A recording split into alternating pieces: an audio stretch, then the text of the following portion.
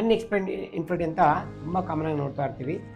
Essentially referral ಆಗಿ ಬರ್ತಾರೆ, ಅಂದರೆ ದೂರಿಂದ ಬರ್ತಾರೆ, ಒಂದು ಬಂಡಲ್ ಆಫ್ ಪೇಪರ್ ತೊಗೊಂಡ್ಬಂದಿರ್ತಾರೆ, ಎಲ್ಲ ಚೆಕ್ ಮಾಡಿರ್ತಾರೆ. ಟ್ಯೂಬ್ ಟೆಸ್ಟಿಂಗ್ ಆಗಿರುತ್ತೆ, HSG ಆಗಿರುತ್ತೆ, ಲ್ಯಾಪ್ರೋಸ್ಕೋಪಿ ಆಗಿರುತ್ತೆ, ಸೆಮೆಂಟ್ ಟೆಸ್ಟ್ ಆಗಿರುತ್ತೆ, ಮತ್ತು ನ್ಯಾಚುರಲ್ ಆಗಿ ಟ್ರೈ ಮಾಡಿರ್ತಾರೆ, ಫಾಲಿಕಲ್ ಸ್ಟಡೀಸ್ ಆಗಿರುತ್ತೆ, IUI ಮಾಡಿರ್ತಾರೆ.